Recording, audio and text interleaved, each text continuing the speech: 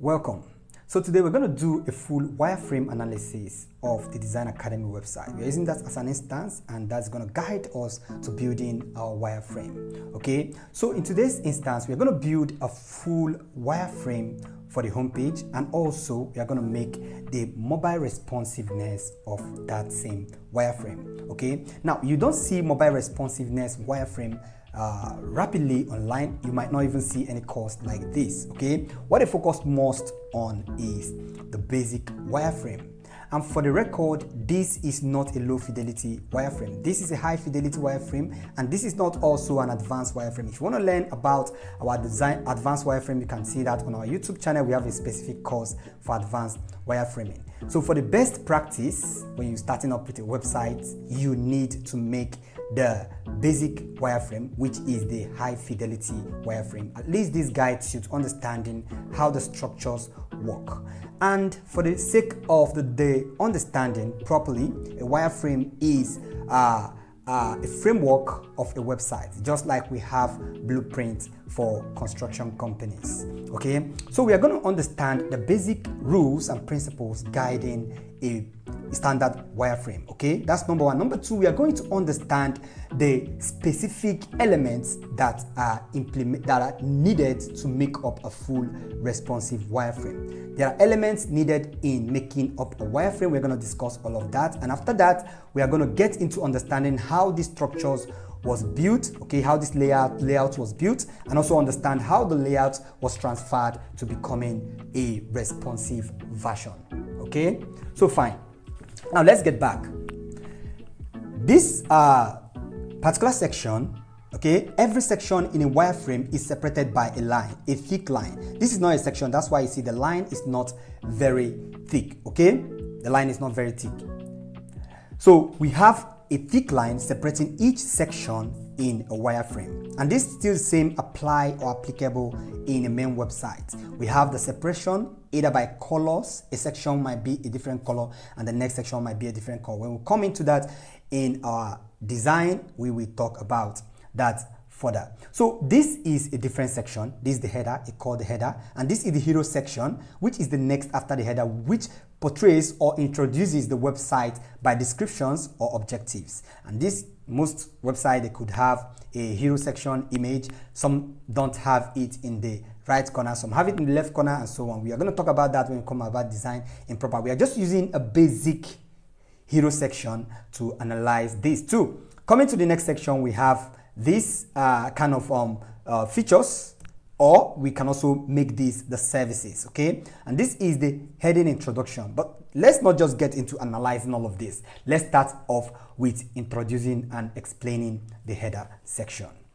So in the header section, we have this section, this element. This element is called the image element. Any element we see like a box, okay, like so, and an X in the middle, that is a sign of image. So all images, as you can see from here, this is an image, this is an image also, okay. This specifying that this is an image with an X at the middle, that is how wireframe works. This is an image also. As long as there's an X inside of the box, that is an image. So this is number one element we are going to talk about today, the image element, which the logo falls into. This logo could be an SVG or whatever, but we see this as just an image. Okay, the next is the menu section. This is defined or certified by just lines. You can use lines to represent menus. So represented by lines, just use lines to represent. This could be the home, about us, contact us, and so on. And the next is the button, as you can see from the right end. The button is represented by a box with a zebra crossing. Okay, this is the button. We have element 2 as the menu, and we have element 3 at the button. Okay, all button in a website, you see, all buttons are having that zebra crossing. Anywhere you see the zebra crossing, that is a button. Okay, the next element I want us to talk about is the heading text. The heading text is a thick version of a text. You can see in the screen right now. So we have element like so, like a longer rectangular line. After that, that's element number 4. Element number 5 is the body text, which is this under the heading text. Usually the body text comes under the heading text. Okay, the body text comes like a line, just a straight line. It could be 3 lines or 2 lines or whatever. You can see that represented in many sections of the website. Okay, many sections of the website. That's it. Okay, so the next element I want to talk about is the form element. The form element is, for instance, where you want to fill name, about us, you want to fill in form. The form is rendered by a box and a line inside it, which is a text that is going to be inside of that. Next element is number 6 element. Next element, which is number 7 element, is the icon element, represented by just a circle. Okay, this is rendered by just a circle. That's an icon element. You can find the icon elements here and here, and you can also create icon element. That is just how it flows. So these are the basic elements you need to understand before you start building a website. One is the image element, 2 the menu element or list element, the 3rd one is the button element, the 4th one is the heading text element, the 5th one is the body text element, the 6th one is the form element, and the 7th one is the icon element.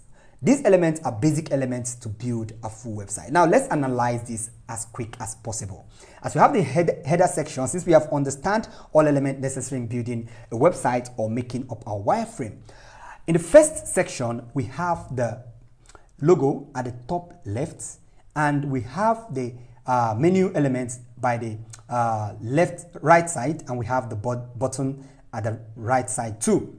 Coming to the next section, we have the heading text. We have the body text at the top, not the heading. This is the body text, and the heading text followed by it. In most cases, you can make that work like that. In cases you don't use body text under the heading text. Now we have the button following by it. Now we have the image by the right side. You see the image covering the full width, which means the image takes part on all of this area. Okay, we have a more condensed tutorial to explain how images are represented in different wireframe types, like the low fidelity, high fidelity, and the advanced wireframing. But for this, the image is just full width, as we have in the screen in our Design Academy website.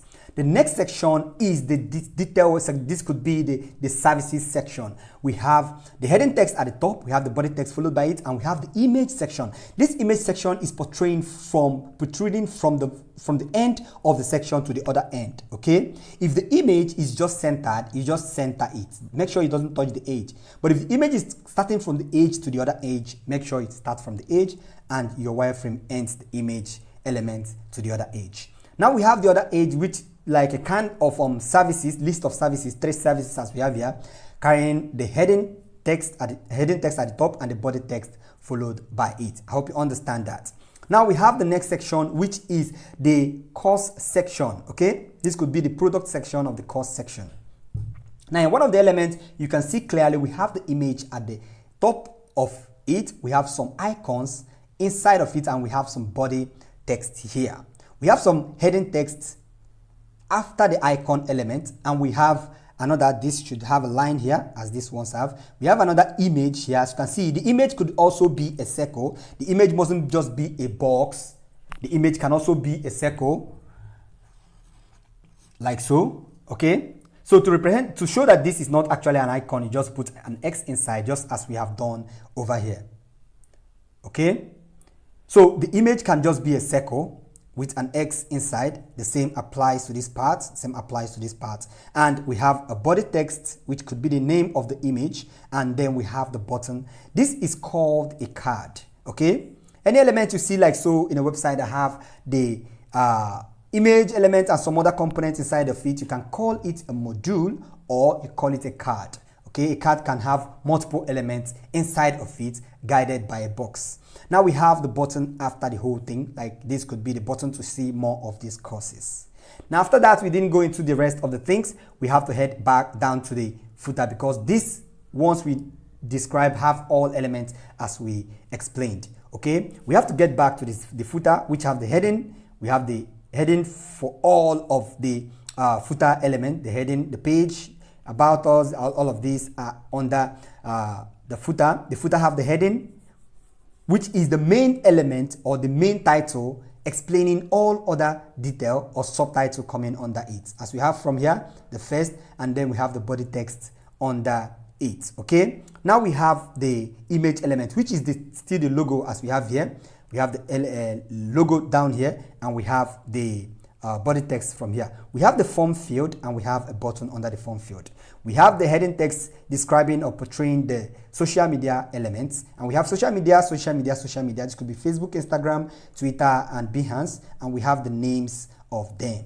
Okay, so this is just what it takes to make a basic wireframe or a high fidelity wireframe.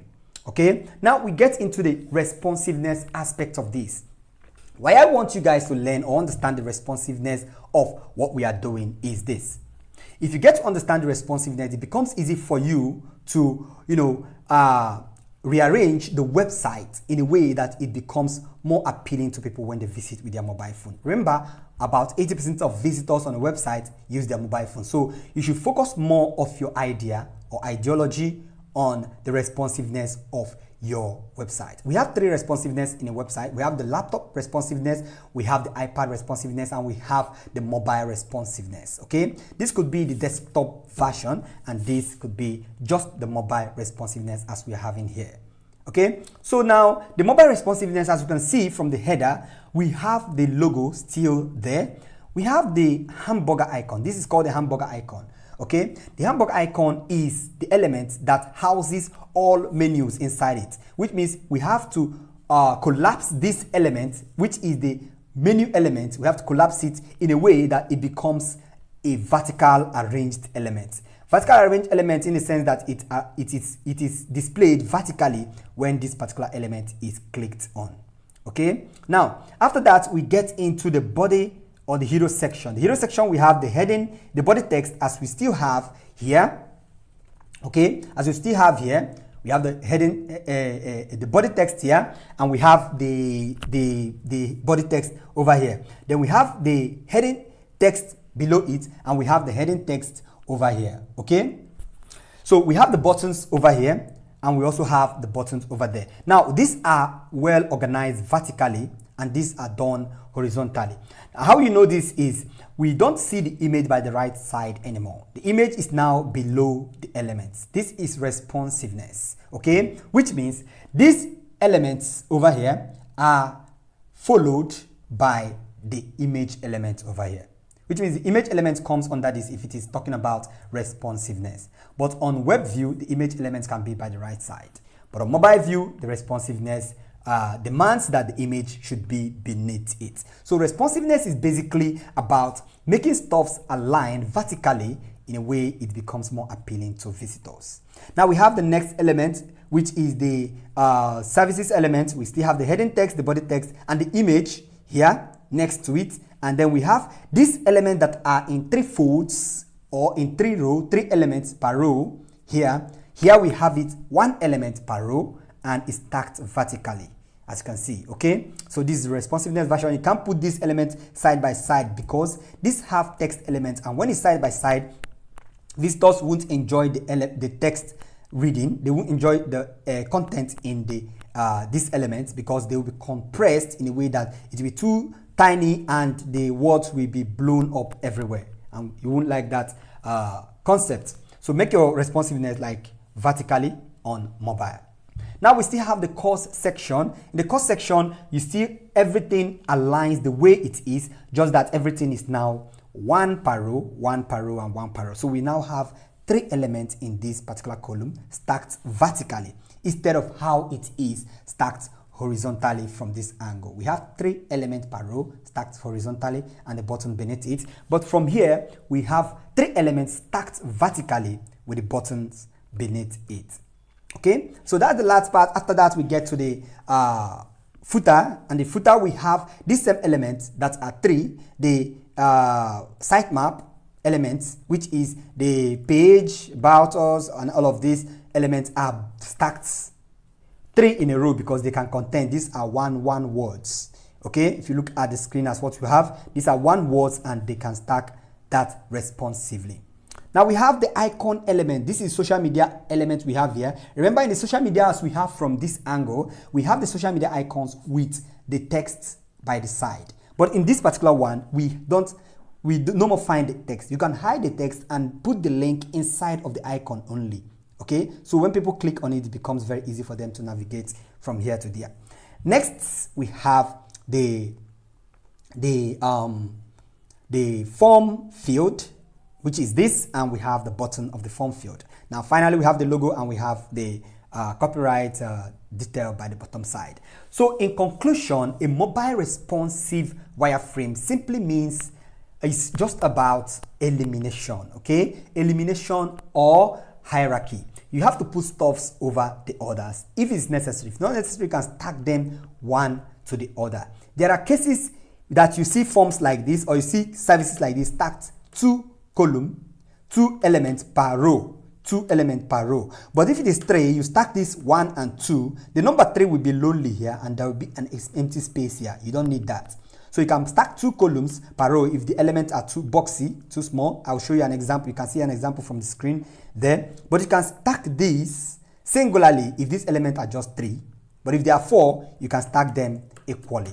Okay? You can stack them double per row, and that works fine. And in most cases, there are designs you might make on the web view that might not match very well on mobile. All you need to do is to select that section and hide it. Okay, when you hide that section, it becomes easier for you to create another element for that particular type of content for the mobile pattern. I'm going to teach you guys that when we get into building in proper. Okay, so as you can see from here, we can't find the button in the header anymore.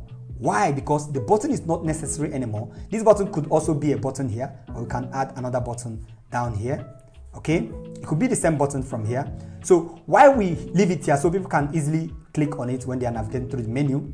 But on mobile responsiveness, if the button is there, it won't give more space for element to shine here. So we need to keep the heading elements very simple. So we eliminate the button. Like I said earlier, mobile responsiveness in most cases is all about elimination. So this is all you need to know about responsiveness. We studied and understand all elements that is guiding responsive, that is guiding the build or the structure of your wireframe. Okay, we talked about the image element, we described. I'm just trying to recap now. We described that this could come in a circle or in a box or in a rectangle, but there must be an X sign inside of it. Number 2 element is the menu element or the item element, which could be a series of lines. You know, to describe this is just text in kind of lines. Now we have the next, which is the button, number 3, which comes with a zebra crossing. The next is the heading text, which is just a longer rectangular version of the body text, which is just a single or simple line. We have the form field, which have a line inside will represent a text. Maybe this could be about us, contact us inside here. And we have the icon elements, which is just a circle, and that is how we built our wireframe. And this is how simple it is to build a wireframe. Okay, so your assignment will be in your assignment section, and this is it about wireframe in the Cartography Academy. Till we meet again in our next class. Have a wonderful day.